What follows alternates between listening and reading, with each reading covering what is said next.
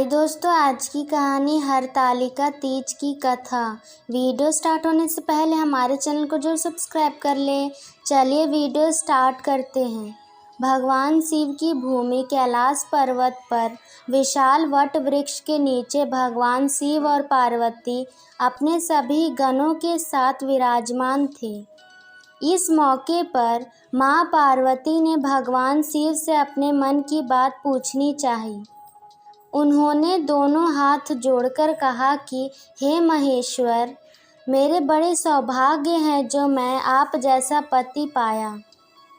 क्या मैं जान सकती हूँ कि मैंने वह कौन सा पुण्य किया है? आप अंतर्यामी हैं, मुझ दासी को बताने की कृपा करें।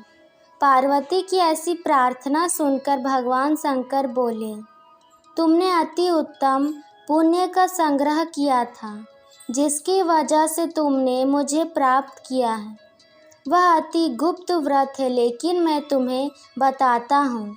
यह व्रत भादो मास के शुक्ल पक्ष की तीज के नाम से प्रसिद्ध है। यह व्रत ऐसा है, तारों में चंद्रमा, नवग्रहों में सूर्य, वर्णों में ब्राह्मण, देवताओं में गंगा, पुराणों में महाभारत, वेदों में शाम, इंद्रियों में मन होता है, इतना श्रेष्ठ है। उन्होंने बताया कि जो तीज हस्त नक्षत्र के दिन पड़े तो वह बहुत पुण्यदायक मानी जाती है। ऐसा सुनकर पार्वती जी की यह सुनने की इच्छा और भी बढ़ गई। वे बोली कि मैंने कब और कैसे तीज व्रत किया था, विस्तार से सुनने की इच्छा है। इतना सुनते ही शंकर जी बोले, भाग्यवान उमा, भारतवर्ष के उत्तर में हिमाचल श्रेष्ठ पर्वत है, उसके राजा हिमाचल हैं।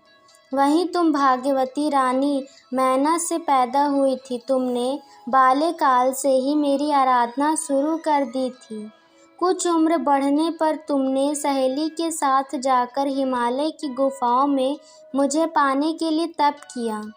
तुमने गर्मी में बाहर चट्टानों में आसन लगाकर तप किया, बारिश में बाहर पानी में तप किया, सर्दी में पानी में खड़े होकर मेरा ध्यान में लगी रही। तुमने इस दौरान पेड़ों के पत्ते खाए और तुम्हारा शरीर छिन्न हो गया। ऐसी हालत देखकर महाराज हिमाचल को बहुत चिंता हुई। वे तुम्हारे विवाह के लिए चिंता करने लगे। इसी मौके पर नारद देव आए। राजा ने उनका स्वागत किया और उनके आने का कारण पूछा। तब नारद जी ने कहा, राजन, मैं भगवान विष्णु की तरफ से आया हूँ। मैं चाहता हूँ कि आपकी सुंदर कन्या को योग्य वर प्राप्त हो। सो बैकुंठ निवासी भगवान विष्णु ने आपकी कन्या का वरण स्वीकार किया है। क्या आपको स्वीकार है? राजा हिमाचल ने कहा, मेरा सौभाग्य है जो कि मेरी कन्या को विष्णु जी ने स्वीकार किया है और मैं अवश्य ही उन्हें अपनी कन्या उमा का कन्यादान करूँगा। यह सुनिश्चित हो जाने पर नारद जी बैकुंठ चले गए। यह सुनकर तुम्हें बहुत दुख हुआ और तुम अपनी सखी के पास पहुंचकर विलाप करने लगी। तुम्हारा विलाप देखकर सखी ने तुम्हारी इच्छा जानकर कहा, देवी, मैं तुम्हें ऐसी गुफा में तपस्या के लिए ले चलूंगी जहां महाराज हिमाचल भी न आ सकेंगे। ऐसा कहकर उमा सहेली सहित हिमाचल की गहन गुफाओं में विलीन हो गई। तब महाराज हिमाचल घबरा गए, पार्वती को ढूंढते हुए विलाप करने लगे। उस समय तुम अपनी सहेली के साथ ही गहन गुफा में पहुंची। बिना अन्न और जल के मेरे व्रत को आरंभ करके नदी की बालू का लिंग लाकर विविध फूलों से पूजन करने लगी। उस दिन भाद्र मास की तृतीय शुक्ल पक्ष हस्त नक्षत्र था। तुम्हारी पूजा के कारण मैंने तुम्हें दर्शन दिए। वहां जाकर मैंने तुमसे कहा, हे देवी, मैं तुम्हें व्रत और पूजन से अति प्रसन्न हूँ। तुम मुझसे अपनी इच्छा मांग सकती हो। इतना सुन तुमने प्रार्थना की कि आप अंतर्यामी हैं, मेरे मन के भाव आपसे छिपे नहीं हैं। आपको पति रूप में पाना चाहती हूँ। इतना सुनकर मैं तुम्हें वरदान देकर अंतर ध्यान हो गया।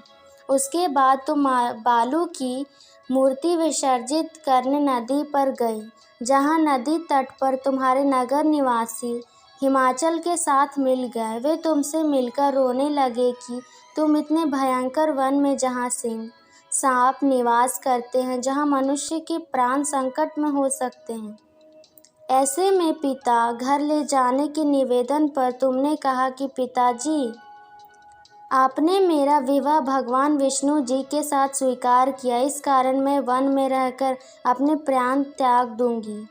तब वे बोले, शोक मत करो, मैं तुम्हारा विवाह भगवान विष्णु के साथ कदापि नहीं करूँगा, उन्हीं शिव के साथ करूँगा। इसके बाद महाराज हिमाचल ने रानी मैना सहित खुश होकर मेरा और तुम्हारा विवाह कराया। इसी तरह अमेजिंग स्टोरीज़ के लिए हमारे चैनल को लाइक, सब्सक्राइब और शेयर ज़रूर करें।